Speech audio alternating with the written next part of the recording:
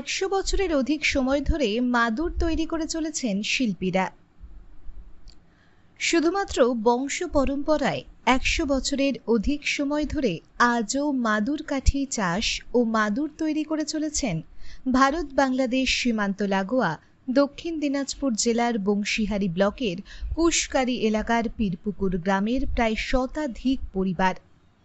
প্রসঙ্গত, দক্ষিণ দিনাজপুর জেলার বংশীহারি পঞ্চায়েত সহ ব্লক এলাকার বিভিন্ন জায়গাতে, বিশেষ করে হরিরামপুর, কুশকারি, ধুমসা দিঘি সহ বিভিন্ন গ্রামে বংশ পরম্পরাকে প্রাধান্য দিয়ে আজও মাদুর শিল্পকে টিকিয়ে রাখার জন্য কার্যত রোজগারের লক্ষ্যে কুশকারি পীরপুকুর গ্রামের প্রায় শতাধিক দেবনাথ পরিবারের সদস্যরা মাদুর তৈরি করে চলেছেন।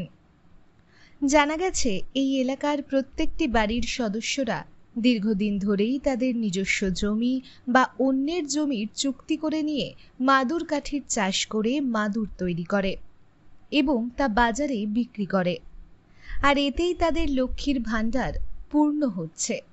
তথাকথিতভাবে মাদুর তৈরি করে সেই আয়ের টাকায় চলে সংসার। উল্লেখ্য, প্রতি বছর ফাল্গুন চৈত্র মাসে জমিতে মাদুর কাঠির চাষ করা হয় এবং আশ্বিন কার্তিক মাসে সেই মাদুর কাঠি জমি থেকে কেটে বাড়িতে তোলা হয় এবং একবার বছরে জমিতে বীজ বপন করলে তা 3 বছর আর করার প্রয়োজন পড়ে না। সেই বীজেই নতুন মাদুর কাঠি থেকেই তারা মাদুর কেটে মাদুর তৈরি করে বাজারজাত করে বাজারে বিক্রি করবার জন্য প্রস্তুত করে। প্রতিদিন সারাদিন খেটে খুঁটে প্রায় 8 থেকে 10টি মাদুর তৈরি করে। পাইকারি দরে 200 থেকে 250 টাকা হিসেবে বিক্রি করা হয় বিভিন্ন হাটে বাজারে। তথাকথিতভাবে মাদুর শিল্পকে বাঁচাবার জন্য দক্ষিণ দিনাজপুর জেলার কুশকারি এলাকার পীরপুকুরের প্রায় শতাধিক পরিবার মাদুর শিল্পকে বাঁচিয়ে রেখেছেন। বংশ পরম্পরায় চলে আসা কাজের মধ্য দিয়ে তা বলাই বাহুল্য।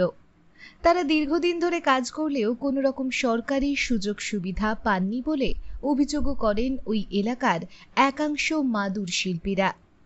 এই বিষয়ে মাদুর শিল্পী সুশীল দেবনাথ জানান, বাপ ঠাকুরদার আমল থেকে চলে আসা ব্যবসাকে টিকিয়ে রেখেছি বংশ পরম্পরার মধ্য দিয়ে। তবে বাজারে জিনিসের দ্রব্যমূল্য বৃদ্ধি পাওয়ার ফলে আমাদের মাদুর তৈরি করা, চাষ করা বড় দুষ্কর হয়ে উঠেছে। কোনোরূপ সরকারি সহযোগিতা না পাওয়ায় খুবই সমস্যার সম্মুখীন হচ্ছি আমরা তথা এই মাদুর শিল্পীরা। পাশাপাশি এই মাদুর তৈরি করবার জন্য নানান রকম রাসায়নিক সার প্রয়োগ করা হয়, কিন্তু তা প্রাকৃতিক নিয়মে। এরপর সেগুলো কেটে নিয়ে এসে বাড়িতে মাদুর তৈরি করা হয়, বিভিন্ন হাটে বাজারে বিক্রি করা হয় পাইকারি দরে। তাছাড়াও বছরের একটা লাভের অংশ আসলেও সেখান থেকে জিনিসের দ্রব্যমূল্য খরচ হওয়ায় বেশি খরচ হয়। বেশি সরকারি সহযোগিতা পেলে খুব উপকার হতো। এছাড়াও মাসে প্রায় 10 থেকে 15,000 বা 20,000 টাকা লাভ হলেও এই দ্রব্যমূল্যের বাজারে খুব কষ্টে দিন গুজরান করতে হয়। সরকার যদি একবার আমাদের মতো এই মাদুর শিল্পীদের দিকে নজর দিতেন তাহলে খুব উপকৃত হতাম। সর্বশেষে বলা বাহুল্য, দক্ষিণ দিনাজপুর জেলার কুশকারি এলাকার বিভিন্ন গ্রামের এই মাদুর শিল্পীরা বংশ পরম্পরার টানে আজও নস্টালজিয়া এই মাদুর শিল্পকে বাঁচিয়ে রেখেছেন। তাদের ঐকান্তিক চেষ্টায় তা যার পর নাই ভাবে বলা যেতে